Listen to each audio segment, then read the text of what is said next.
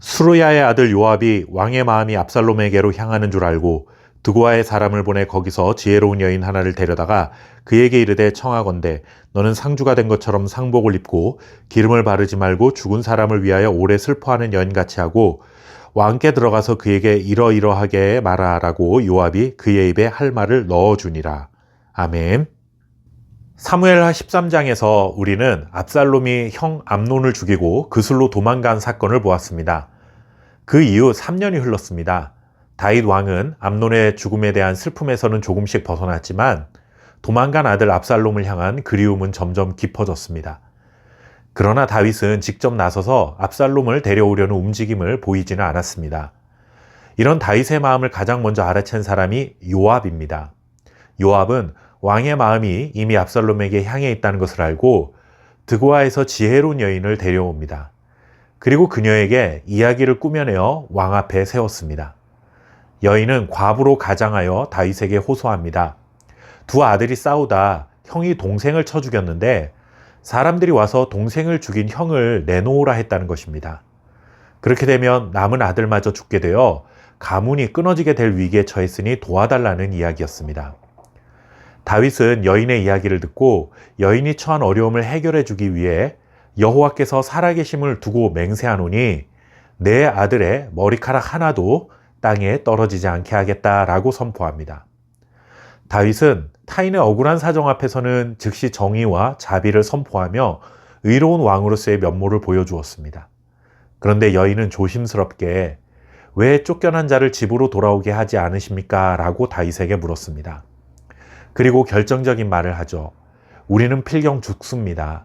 그러나 하나님은 생명을 빼앗지 아니하시고 방책을 베푸사 내쫓긴 자가 하나님께 버린 자가 되지 아니하게 하시나이다. 이 말 앞에서 다윗은 자기 모습을 보게 됩니다. 남의 집 아들은 살려주면서 자기 아들은 멀리 내버려 두고 있는 왕.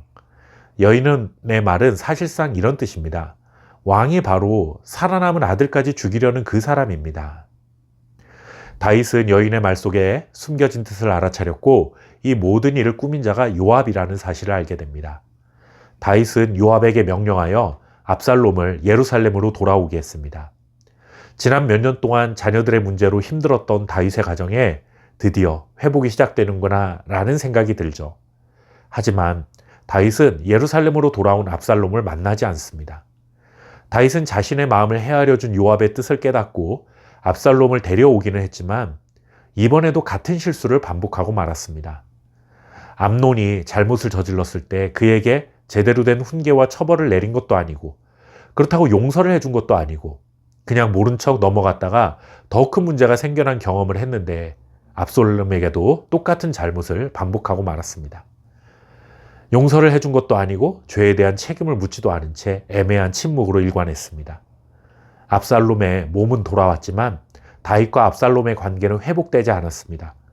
멀리 떨어졌던 아들이 집으로 돌아왔지만 아버지의 마음은 여전히 닫혀 있었습니다. 잘못을 바로 세우지도 않은 채 애매하게 용납한다고 해서 평화가 오는 것이 아님을 알아야 합니다. 진실된 회개가 없다면 참된 화해와 회복은 일어날 수 없습니다. 오늘 말씀 앞에서 우리 자신에게 물어봅니다. 나는 혹시 문제를 덮어둔 채 시간만 흘려보내고 있지는 않은가? 훈계와 용서 사이에서 아무것도 선택하지 않은 채 멈춰서 있지는 않은가? 여기서 우리는 하나님과 사람의 차이를 깨닫게 됩니다. 하나님은 쫓겨난 자를 돌아오게 하시는 분이십니다.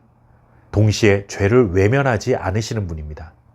하나님의 사랑은 우리를 회개로 이끄셔서 정의를 세우고 관계를 회복하는 길로 이끌어 주십니다.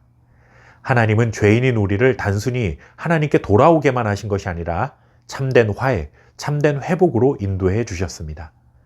하나님은 우리에게 그냥 돌아오라 하시고 여전히 죄책감 속에서 살지 않게 하시고 예수님의 십자가를 통해 우리의 죄값을 대신 지불하셔서 거룩하신 하나님의 자녀로 살아갈 수 있도록 기회를 열어주셨습니다. 죄로 인해 쫓겨난 우리를 다시 부르시고 깨어졌던 관계를 새롭게 하신 것이 바로 하나님의 사랑이며 은혜입니다. 여전히 깨어진 관계 안에서 어색한 침묵으로 일관하고 있는 사람이 있다면 하나님의 사랑으로 먼저 다가설 수 있는 저와 여러분 될 수 있기를 바랍니다. 감사합니다.